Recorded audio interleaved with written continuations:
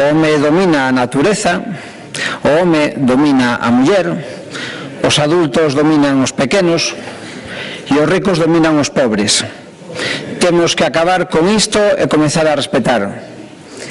Estas palabras, señorías, forman parte das conclusións extraídas por Aura e por María, dúas activistas do Movemento Galego polo Clima que participaron do cumio social que tivo lugar en Madrid contra o cambio climático, e no que se extraíron conclusións bastante máis interesantes que aquelas que foron capaces de acordar os países que tiñan a responsabilidade de facer algo para poñer remedio ao cambio climático. Siguen dicindo Aura e María, que podemos facer? As conclusións que se poñen en común eran parar todos os novos proxectos de petróleo, gas e carbón, aínda que se presenten baixo a máscara da transición, iniciar unha revolución no transporte, na industria, na construción, no emprego, cunha transición enerxética agrícola, forestal e alimentaria, adaptar os territorios ao cambio climático, protexer as poboacións máis vulnerables, crear prácticas e ferramentas para a resiliencia e para a resistencia do impacto do cambio climático, garantir que a xustiza social estea presente nas solucións propostas. O actual sistema económico, ademais de causar o cambio climático, tamén causou uns niveis de pobreza extrema, fame e desigualdade económica. Señorías, estas conclusións forman parte do presente, dun presente incómodo, dun presente que non nos é alleo a ningunha e a ningún de nós, e que forma parte das emerxencias que está a vivir o noso país. Señorías, as emerxencias que derivan da situación climática, da situación ambiental, non son alleas a Galicia, e, polo tanto, non poden ser alleas tampouco os orzamentos de Galicia para o ano 2020. A emerxencia climática forma parte do conxunto de emerxencias que vive o noso país, canda a emerxencia social e canda a emerxencia feminista, pero que estes orzamentos parecen non atender. A Xunta pareceu considerar, vímolo no debate de totalidade, vémolo agora tamén tras o trámite de debate das emendas en comisión, que pensan desde a maioría popular que o nivel de barreiras a superar é demasiado elevado e que, polo tanto, é mellor renderse. Estes orzamentos seguen representando, despois do trámite hasta este momento, un goberno que asume a derrota política para Galicia fronte ás súas emerxencias, que non cree no seu propio país e que reforza a idea dunha Galicia que se atopa no fin do mundo e que non pode facer nada por remediar o destino que lle foi adxudicado. Nós, pola contra, desde Marea, si creemos na sociedade galega e por iso mantemos as nosas emendas aos nosos orzamentos de 2020 presentados pola Xunta de Galicia. Uns orzamentos que nos entendemos que non valen neste momento para facer fronte a estas emerxencias. Temos unha situación xa de contracción económica, a máis acusada que a media española, e, por lo tanto, dentro do noso contexto económico, cun incremento xa do paro que é superior ao que se produce tamén dentro do contexto estatal, cunha situación de decadencia industrial que non deixou de ser debatido nesta Cámara nos próximos meses e que tampouco ten un reflexo orzamentario para ser combatido e para ser raxida esa situación. Unha situación, en definitiva, que en términos sociolaborais pode ser definida como unha situación de cada vez menos traballo, cada vez un traballo de peor calidade e que ven acompañada máis dunha desprotección social e dun recorte de servizos públicos de carácter esencial, o cal dá lugar a unha situación indesexable, precariedade vital, unha precariedade vital da que temos discutido moitas veces tamén nesta Cámara, que dá lugar a que datos como a taxa AROPE sinalen o número de persoas no umbral da pobreza e da exclusión social con superior a 600.000 persoas, en máis de 34.000 fogares sen ingresos, ou nunha idea especialmente dramática de que o 1,6% da poboación se sitúa na carencia material severa no noso país. Por tanto, temos unha situación complicada que se complica cada día máis e que os orzamentos non dan solución. Decadencia económica, máis precariedade laboral, máis o desmantelamento do verdadeiro estado do benestar, do verdadeiro estado social, no que nos interesa da autonomía social, é o que xera, na nosa opinión, unha situación de múltiple emerxencia. E isto non significa que estes orzamentos non teñan un plan para Galicia, teñeno, pero nós pensamos que ese é un plan que non convén á maioría social deste país.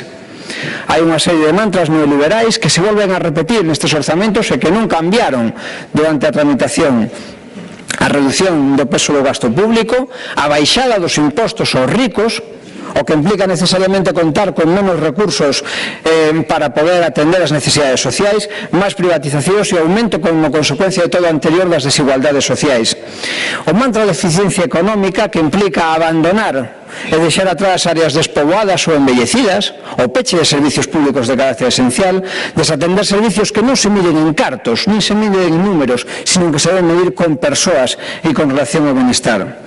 Unha suposta non intervención na economía e no mercado que leva tamén a despreocupación polas crises industriais e económicas que vive o noso país. Vivimos, en definitiva, señorías, nunha situación, nun modelo que solamente se preocupa por crear as condicións básicas para o esquilmado do territorio e o espolio dos nosos recursos naturais, que ven acompañado, ademais, dunha injusta política fiscal de ingresos e gastos perfectamente definible como antisocial e que se plasma nuns orzamentos que a nivel macro, como saben, se realiza mediante importantes concesións ás rendas máis altas e ás grandes corporacións, con baixadas de impostos selectivas para os ricos,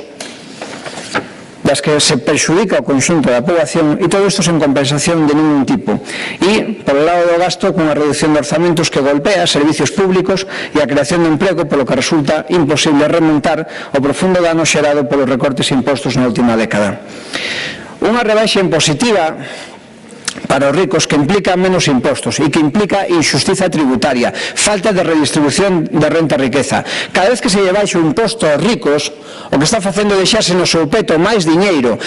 que podería ir para redistribuir, para xerar oportunidade de xustiza social, algo que non sucederá despois do trámite chegado hasta ahora nestes orzamentos. Quero poñer os tres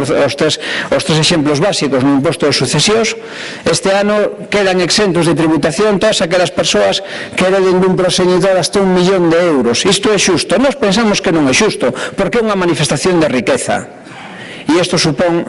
que aqueles que máis teñen van a ter aínda máis en detrimento do conxunto da poboación.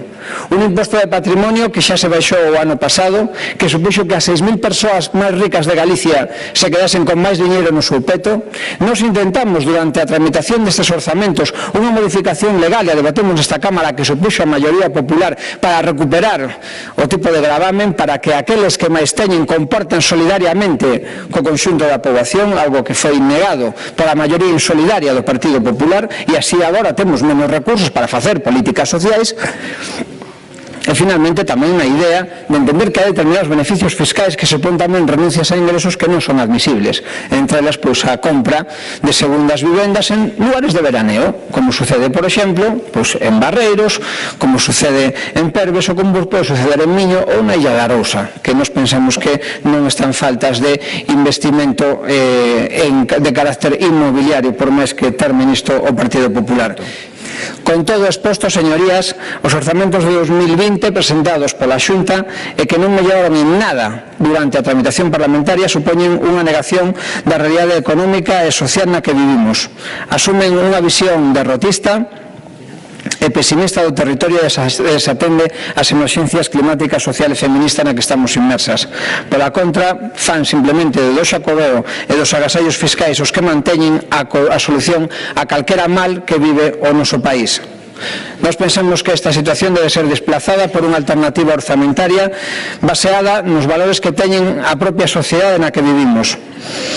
Galicia é unha sociedade feminista, ecoloxista e solidaria, en definitiva é xusta e que, por lo tanto, merece outros orzamentos diferentes acorde cos seus valores. Por eso, hoxe, presentamos aproximadamente 250 emendas. Non quero renunciar tampouco neste punto algo que, na nosa opinión, está a cabalo entre a emerxencia feminista e a emerxencia social. Unha decisión que tivo que ver co ámbito sanitario e co desmantelamento tamén do medio rural. Estou me referindo ao peche do servicio de paritorio do Hospital de Verín. Señorías, a decisión de pechar o paritorio do Hospital de Verín e que forzará, xa está forzando a todas as mulleres da comarca a dar a luz en Ourense, incrementando desta maneira en ocasións un risco para a súa saúde, a vida e integridade máis a do bebé de forma necesaria, constitúe, na opinión de Marea, un acto de violencia institucional contra as mulleres e un acto de maltrato sanitario, ademais dun acto de estrangulamento do medio rural absolutamente insoportable. Esta decisión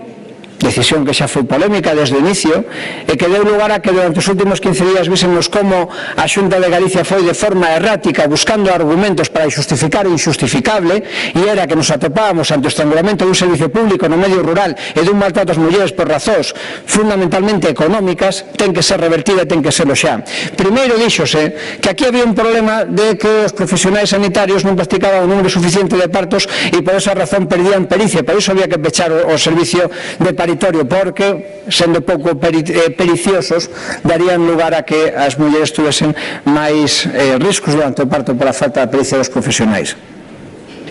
Logo, díxose que non era ese o problema, que o problema era que había un baixo número de nacementos e que, polo tanto, non daban as cifras para ter aberto o paritorio.